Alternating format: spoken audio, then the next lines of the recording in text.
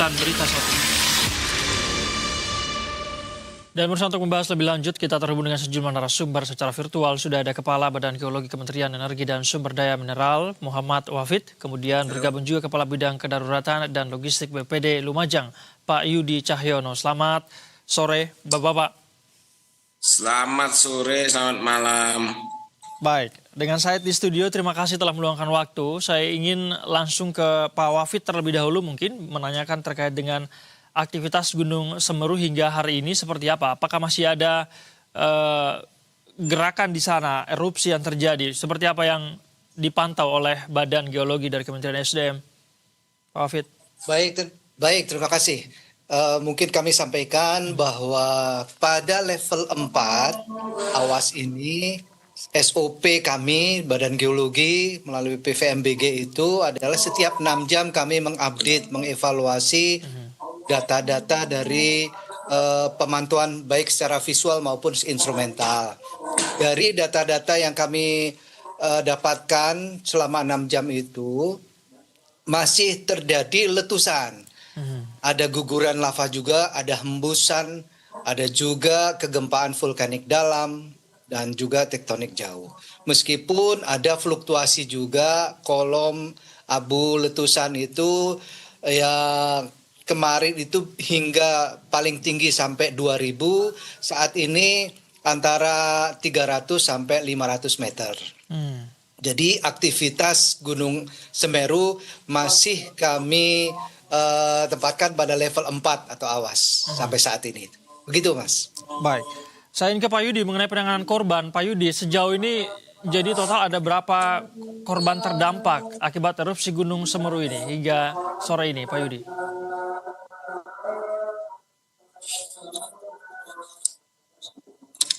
Pak Yudi. Ya, siap. Ya, saya ingin mengupdate mengenai penanganan korban, Pak Yudi. Sejauh ini total ada berapa korban yang terdampak dari erupsi Gunung Semeru hingga petang ini? Untuk yang terdampak kaitannya dengan korban erupsi kemarin, ada 3 korban. Korban yang pertama itu memang pengendara kendaraan roda 2 ya, roda 2, cuma terkait dengan luka bakar. Terus yang kedua memang ada terjebak di rumah, tepatnya di Dusun Sumbersari, 1 orang. Yang ini yang untuk roda 2 memang berboncengan suami istri, ini domisilinya di Kecamatan Tempeh gitu. Jadi ada 3 korban luka bakar. Baik, 3 korban luka bakar. Bagaimana dengan korban yang mengungsi, Pak Yudi? Sejauh ini ada berapa total warga yang mengungsi dan berapa posko-posko pengungsian yang didirikan oleh teman-teman BPBD di sana? Ya, untuk pengungsian memang terbagi 2 kecamatan ya. Ada yang di Kecamatan Pronojiwo sama kecamatan di Candipuro. Tempat pengungsian 2 titik untuk di Kecamatan Candipuro dan ada 4 titik Kecamatan Pronojiwo. Untuk pendistribusian terkait dengan pengungsian ini, memang kita kalau melihat dari segi warga itu ada pengungsian mandiri juga, ada pengungsian yang menetap. Artinya dari pengungsian mandiri itu ke rumahnya warga ataupun ke rumah tetangga atau ke rumah saudara. Untuk pengungsian tetap memang betul untuk penetapan yang ada di posko pengungsian itu. Untuk wilayah-wilayah pengungsian ini memang dari warga-warga Sumbersari ya, Dusun Sumbersari, Desa Supiturang juga, ataupun yang ada di Kamar A gitu. Totalnya ada berapa korban terdampak yang mengungsi, Pak Yudi? Untuk totalnya, untuk sementara ini kemarin kita sudah melakukan asesmen ya, sekitar 700 pengungsi. Itu terbagi 2 kecamatan gitu. Oke, baik. Saya ingin ke Pak Wafid. Pak Wafid, tadi Anda mengatakan bahwa masih terjadi fluktuasi begitu ya dari letusan, hemburan yang ada di Gunung Semeru ini. Lantas kalau betul. Anda pantauan Anda, apakah masih memungkinkan akan terjadi getaran yang lebih keras lagi dibanding sebelumnya atau sudah ada kecenderungan menurun? Pak Yudi, Pak Wafid maksud saya. Sorry. Oke. Kalau dilihat dari yang kemarin, kami tadi sampaikan bahwa jarak kolom abu yang tertinggi itu kemarin sampai 2000 ya. Saat ini hanya sekitar sampai 300 sampai 600. Tetapi tidak menutup kemungkinan adanya kenaikan lagi. Semuanya tidak bisa kita pastikan. Hanya saja kami tadi itu bahwa 6 jam selalu kita pantau dan kita update. Kita lakukan analisis. Jika memang nanti akan ada penurunan dan sebagainya atau tetap pada level yang sama, akan terus kita pantau dan kita lakukan update gitu, Mas. Kolom api yang 300 sampai 500-an tadi ini di jam berapa terakhir, Pak Wafid? Jam terakhir itu pada pukul 6 sampai 12 tadi, Mas. 12 siang. 12 siang. Iya, itu sampai 300 sampai 500 meter ya. Baik. Apakah bisa diperkirakan akan sampai kapan level awas, level 4 ini akan diberlakukan? Itulah. Jadi kami sampaikan tadi bahwa setiap 6 jam kami melakukan evaluasi. Kalau memang secara beruntun ada penurunan secara signifikan dan kecenderungan itu bisa menetap, barangkali kami akan menurunkan. Tetapi tetap kami lebih mementingkan dari keselamatan jiwa masyarakat. Jadi tidak mudah untuk kami melakukan penurunan ataupun tetap pada level yang sama. Itu Mas. Pak Wafid, lantas apa yang harus diwaspadai masyarakat terkait aktivitas Gunung Semeru dan pasca erupsi kemarin sampai dengan petang ini? Ya, saya kira rekomendasi yang kami sampaikan dari kemarin masih tetap berlaku pada level 4 ini ya. Dan kebetulan untuk jarak yang tadi disampaikan juga 20 km di sekitar Besuk Kobokan itu masih tetap berlangsung. Kemudian buffer 500 kanan kiri dari aliran sungai juga jangan sampai dihindarilah dari kegiatan apapun. Kemudian jangan sampai kondisi bencana yang seperti ini dipakai untuk sesuatu yang nggak pas gitu ya. Masyarakat kegiatannya yang lebih mengedepankan keselamatan dan kesehatan. Saya kira itu himbauan. Dan satu lagi karena saat ini masih ada curah hujan yang cukup tinggi, itu aliran-aliran sungai itu yang berhulu di puncak Gunung Semeru sangat perlu diperhatikan, seperti Besuk Bang, Besuk Kobokan, Besuk Sat maupun Besuk Kembar. Itu hilirnya terutama karena ada sedimen-sedimen ataupun ongkokan-ongkokan dari aktivitas letusan maupun keluarnya lava itu yang menumpuk di atas, kemudian saat hujan lebat bisa saja mereka tersapu sampai hilir. Itu yang akan menimbulkan bahaya yang cukup berpotensi tinggi terjadi. Demikian Mas. Baik, saya ingin ke Pak Yudi. Bagaimana kondisi para masyarakat di sekitar titik-titik aman? Tadi sudah ada beberapa rekomendasi dari Badan Geologi Kementerian SDM. Apakah semua warga saat ini sudah dievakuasi di lokasi aman?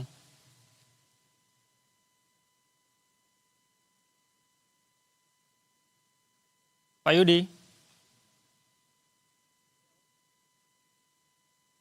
Baik, nampaknya kita mengalami kendala komunikasi dengan Pak Yudi. Saya ingin kembali ke Pak Wafid. Pak Wafid, ada beberapa lokasi-lokasi atau titik-titik yang diwaspadai, termasuk tadi untuk aliran sungai. Terutama seberapa berbahaya sudah dievakuasi ya. Dan ini tadi untuk hari kedua. Silakan dilanjutkan Pak Yudi. Baik, nampaknya masih ada kendala komunikasi. Saya kembali ke Pak Wafid. Titik-titik atau lokasi-lokasi secara rinci mana saja yang patut diwaspadai oleh masyarakat? Tadi Anda sempat menyebut aktivitas aliran sungai dan titik-titik mana Iya. saja? Seberapa berbahaya titik-titik ini, Pak Wafid? Saya kira kalau aliran sungai tadi itu hubungannya adalah terendapkannya material letusan maupun aktivitas keluarnya lava itu di bagian atas ya. Dan itu saat hujan lebat terutama aliran-aliran sungai itu harus diperhatikan terkait dengan lahar yang bisa kemungkinan terjadi di hilir terutama. Kemudian tadi bahwa pada radius 8 kilometer dari puncak itu memang harus terus tidak ada aktivitas yang boleh ada di sana karena ada potensi bahaya baik itu lontaran material erupsi maupun ada material-material lain yang terkait dengan aktivitas gunung api ini. Kemudian secara sektoral khusus yang tadi besukobokan yang tetap menjadi bagian yang tidak harus dihindari gitu ya. Termasuk aktivitas pendakian di Gunung Semeru sudah ditutup total hingga saat ini ya, Pak Wafid ya? Betul, tentu saja. Tadi saya juga dengar bahwa yang dari 170-an atau 137 orang pendaki itu yang terjebak di Ranu Kumbolo, kalau tidak salah sekarang sudah menuju ke Ranu Pane. Sudah semakin dievakuasi. Dan sebenarnya Ranu Kumbolo itu arahnya cukup aman meskipun itu sedikit berbatasan pada 8 km radius ya. Tetapi saya kira saat ini masih tetap aman. Baik, kita coba menyapa kembali Pak Yudi. Pak Yudi, selamat malam. Halo, siap. Baik. Apakah audio sudah terdengar jelas, Pak Yudi? Jelas. Oke, baik. Pak Yudi, saya ingin meminta kembali update mengenai para warga di sekitaran lokasi Gunung Semeru ini. Apakah semua warga, permukiman warga di sana telah diamankan dari titik rawan ke titik aman hingga saat ini? Pak Yudi. Untuk Silakan Pak Yudi. warga memang dievakuasi Sumbersari atau Kamar A sendiri atau di Dusun Gemuk Mas. Memang kita sudah menghimbau atau memberikan tidak mendekati pada das yang disampaikan tadi. Kita memberikan tempat-tempat posko.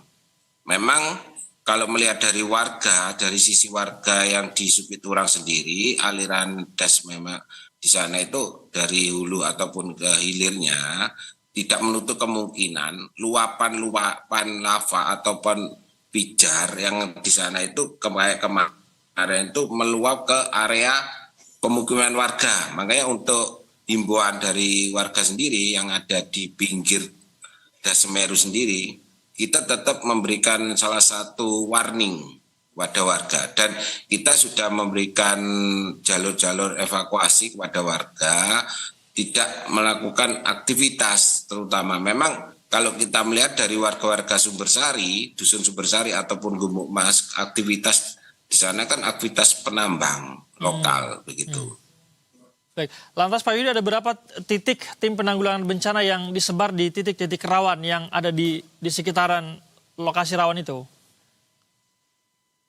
Nah, kita sudah melalui beberapa koordinasi ya terkait dengan titik-titik rawan KRB. Memang kalau kita melihat dari titik rawan atau KRB sendiri di KRB 3 Sumbersari, terutama di Sumbersari ataupun di Kamar A itu, terus juga di Gemuk Mas, Dusun Gemuk Mas sendiri ataupun di Supiturang. Karena kalau kita melihat dari KRB, kawasan risiko bencana juga atau rawan bencana juga, itu kan sudah masuk di KRB 3 dari titik puncak Semeru. Gitu. Baik, mengenai persediaan logistik untuk beberapa korban di pengungsian saat ini seperti apa, Pak Yudi? Untuk persediaan logistik juga kita sudah kerjasama juga ataupun kita koordinasi dengan pihak Tagana Dinsos Profesi juga dengan relawan dari PMI juga ataupun dari DU yang ada di sekitar dampak-dampak warga yang erupsi. Terus untuk dari bantuan juga dari BPD Malang, juga dari BPD Provinsi terkait dengan bantuan mendesaknya kayak siap saji, lauk pauk, makanan bergizi ataupun kebutuhan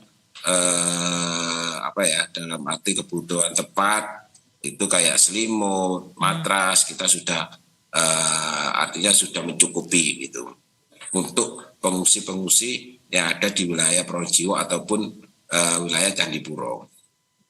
Baik. Saya ingin kembali ke Pak Wafid. Pak Wafid, kalau dari pemantauan Badan Geologi Kementerian SDM sendiri, apa yang memicu erupsi Gunung Semeru kali ini? Ya, kalau yang maksudnya yang memicu yaitu aktivitas magma di bawah, Mas. Jadi memang murni dari aktivitas gunung api itu sendiri yang mengalami kenaikan gitu. Dan memang saatnya untuk muncul aktivitas yang lebih tinggi. Tapi kalau melihat historinya Pak Wafid, kalau melihat historinya ini Gunung Semeru sudah beberapa kali terjadi erupsi dan apakah ada pola misalnya setiap berapa bulan sekali terjadi erupsi yang besar atau bagaimana sebetulnya? Ya, kalau kita melihat sejarah yang paling dekat aja deh, itu sejak Desember 2020, 2021, 2022 kan ada juga munculnya awan panas yang cukup besar. Dan itu karakteristik itu sudah teridentifikasi oleh teman-teman ahli vulkanologi di Badan Geologi khususnya di Pusat Vulkanologi Mitigasi Bencana Geologi di sana, bahwa karakteristik dari munculnya awan panas yang cukup besar itu prekursornya itu tidak diawali oleh gempa-gempa yang sismisitas yang cukup terdeteksi itu. Tahu-tahu muncul seperti itu.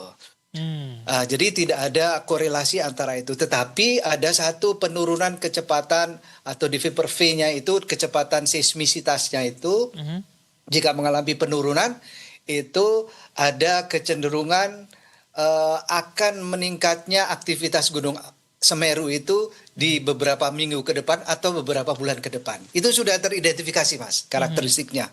Ya. Baik, kalau melihat waktunya juga tadi kalau tidak salah ini justru terjadi di akhir tahun ya Pak Wafid ya? Setiap tahun? Iya, rata-rata Desember ya. Ya. Tapi itu kan bukan berarti setiap Desember ya. Iya. Oke. Baik, Pak Wafid, Pak Yudi, kita masih akan melanjutkan update mengenai kondisi penanganan korban ataupun juga mengenai erupsi Gunung Semeru ini. Namun kita akan mendengarkan azan maghrib untuk wilayah DKI Jakarta terlebih dahulu. Oke, siap.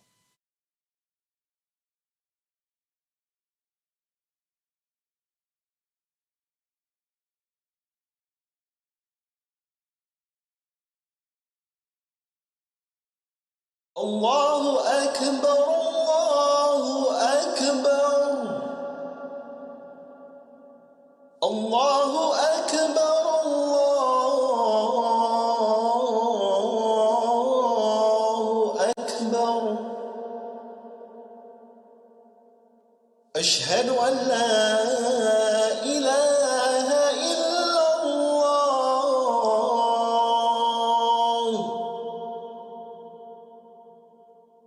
Asyhadu an la ilaha illallah.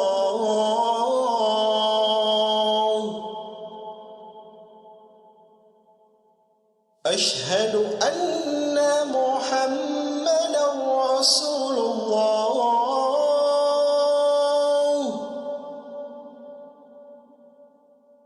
Asyhadu anna Muhammadar Rasulullah.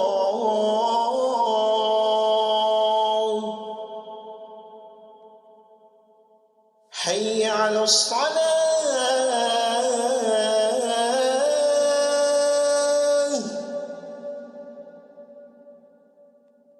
Hayya 'alas salah.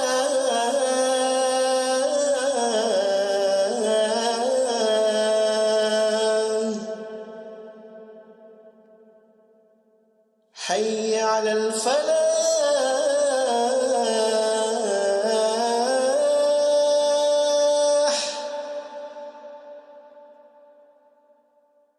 حي على الفلاح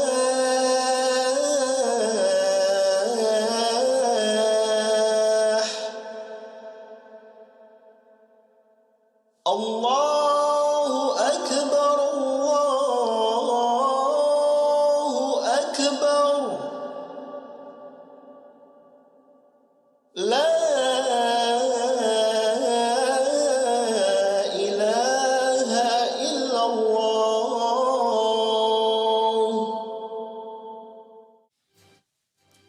Baik, kami mengucapkan selamat menunaikan ibadah sholat maghrib untuk wilayah DKI Jakarta dan sekitarnya. Pemirsa, kita akan melanjutkan pembahasan kita masih mengenai update bencana erupsi Gunung Semeru. Saya ingin kembali ke Pak Yudi. Pak Yudi, dalam situasi ini tentu informasi menjadi benteng pertama keselamatan para warga di sana begitu ya. Bagaimana kemudian tim penanggulangan bencana ini menyampaikan informasi kepada warga agar tidak terjadi disinformasi? Pak Yudi.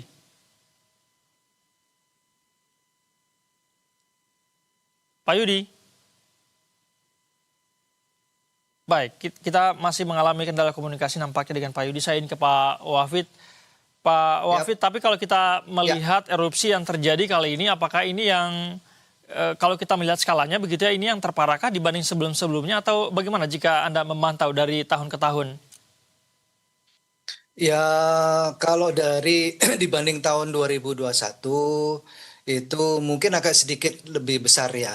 Tetapi saat itu pun jarak awan panas itu sampai 17 kilometeran ya. Antara 17 sampai sekarang kan kita jarak aman nanti 20 kilometer.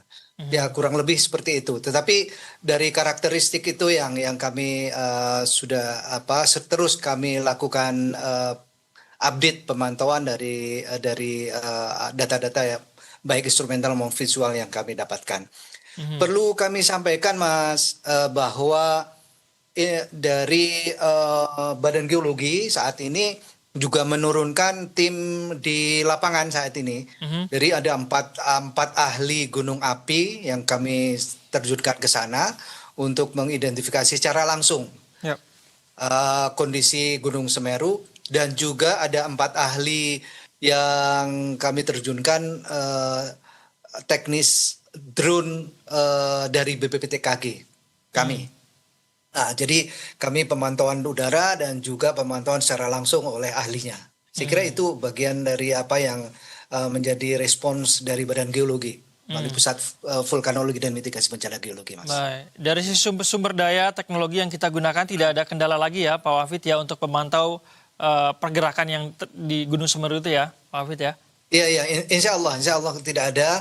Dan mungkin kalau ada instrumen yang kami install di lapangan, kemungkinan ada yang terganggu, segera kami akan melakukan penggantiannya, Mas. Pak Wafid, ada tidak semacam rekomendasi bagi warga yang tinggal di sekitaran lokasi Gunung Semeru yang kira-kira jaraknya tidak aman untuk kemudian entah relokasi atau seperti apa solusinya agar kemudian para masyarakat ini aman dari potensi erupsi? Saya kira begini, tadi yang kami sampaikan bahwa jarak radius 8 km itu betul-betul jangan adalah aktivitas di sana. Jadi penduduk masyarakat yang tinggal di sana ataupun beraktivitas bercocok tanam atau berkebun di sana untuk sementara waktu saat ini janganlah beraktivitas di sana. Mengungsi aja di tempat-tempat yang sudah disediakan. Tadi Pak Yudi sudah menyampaikan ada 2 kecamatan yang disiapkan. Itu sambil menunggu kondisi reda dari aktivitas Gunung Semeru ini. Dan tentu saja itu juga bagian dari kami di dalam memantau, memberikan rekomendasi teknis apa yang perlu atau wilayah-wilayah mana yang tetap harus dihindari atau bahkan justru semakin berkembang, kita tidak tahu ke depan ya. Ya itulah yang diharapkan masyarakat setempat untuk dapat terus mengupdate informasi terkait dengan aktivitas ini. Dan satu lagi Mas, Yap. yang terutama tentang pendaki. Pendaki itu kadang-kadang kan mereka kan tidak mengetahui lingkungan secara utuh ya. Ya. Karena mungkin mereka pendatang-pendatang yang ingin berwisata di sana. Nah, itu harus betul-betul mengupdate informasi dari pemerintah setempat, dari pengelola badan nasional di situ, ataupun dari informasi-informasi yang dikeluarkan oleh Badan Geologi melalui PVMBG ini secara online gitu Mas. Ya. Baik, kita harapkan informasi ini bisa selalu menjadi perhatian masyarakat kita ya Pak Wafid ya, agar Betul. kemudian tidak ada korban yang Ya. terdampak dari erupsi yang memang sudah kerap kali terjadi. Pak Wafid, terima kasih banyak sudah berbagi informasi bersama kami di Berita Satu Sama-sama, Utama. Tadi sebelumnya Mas. ada Pak Yudi dari BPD Lumajang. Selamat malam, salam sehat selalu Bapak-Bapak. Terima kasih. Terima kasih.